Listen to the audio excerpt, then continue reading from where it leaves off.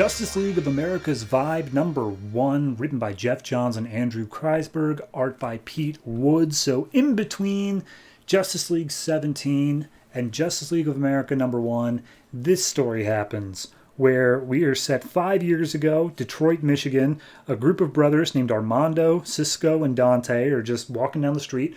Armando's going off to play football, maybe soccer, hard to say, for some college, and they're all like, "Oh man, Armando, we can't believe you got to go." But he's like, "Yep, but I'll be the first Ramon to go to college, so whoop whoop."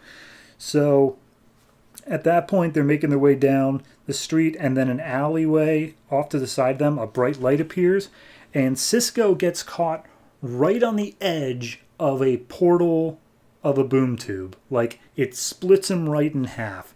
And so he gets visions of like Darkseid and Pandora and parademons and stuff like that.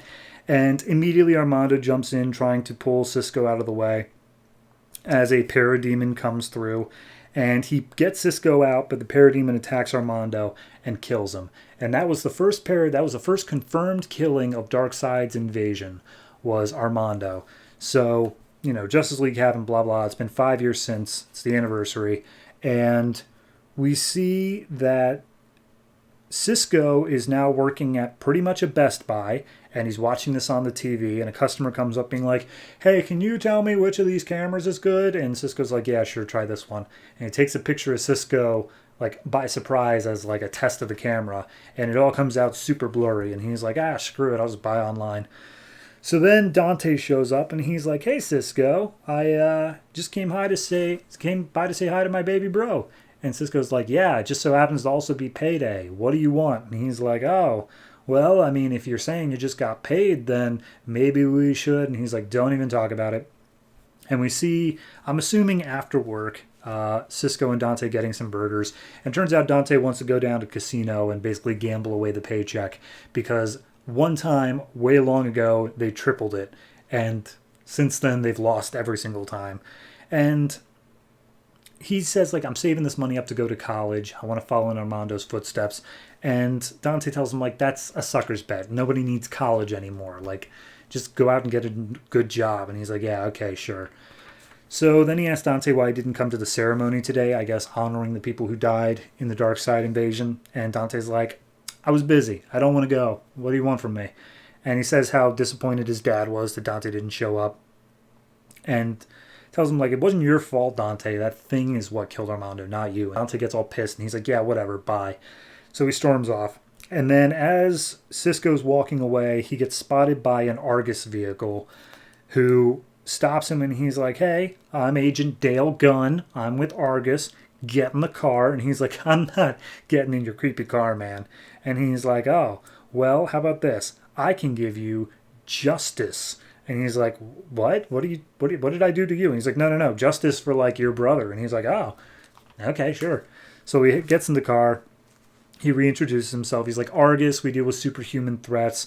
It got formed after the attack from Darkseid, and we've got a file that I want to show you." And he passes it over, and it's marked as Vibe. And he's like, "What's Vibe?" And he's like, "Well, it's this guy who's been showing up in the area of Detroit, and no camera can seemingly catch an image of him.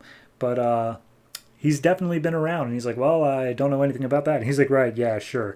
Anyway, I'm going to need you to do something for me real quick." And all of a sudden, Cisco's head starts going crazy. And he's like, "Oh, Cisco, I'm not doing anything to you. This is all just because of what's nearby." And as they pull up to this house, seems completely abandoned. But it turns out that Cisco is able to pick up a vibration of any time that there are interdimensional beings nearby.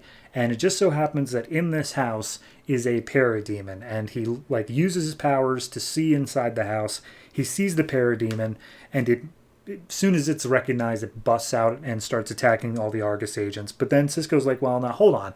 That's not just any parademon. That is the parademon. That's the one that killed my brother."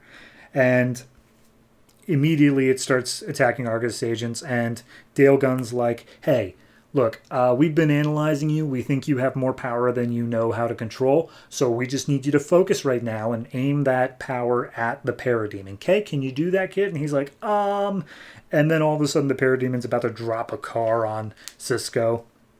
And seemingly it does. Dale's the only one who seems to get out of the way. And as Dale turns back around, Amanda Waller's trying to contact him, like, "Hey, give me an update. What's going on with our package?" And then all of a sudden, this beam of energy shoots up where Cisco was, and he's got at least some control over his powers. He's got like an energy field around him. He starts blasting the parademons, shouting like, "You killed my brother! I'll kill you!" And so he attacks the parademon and seemingly kills it. Like, it's just down and out. It's got nothing else that can even go on. So he's like, "Yeah, no, we'll take care of the cleanup here. Don't worry about it. Literally nobody can ever capture a picture of you, so you're good. But you're going to come with me." And so they go to an Argus branch that's in Detroit, and he's like, "Yeah, we set up a site here because, as it turns out, Detroit, ever since the invasion, is like ground zero for a bunch of interdimensional incursions. So we want you to stop things from coming over from the other side." And Cisco's like, "You want me to be a border cop?" And he's like, "I want you to be a hero.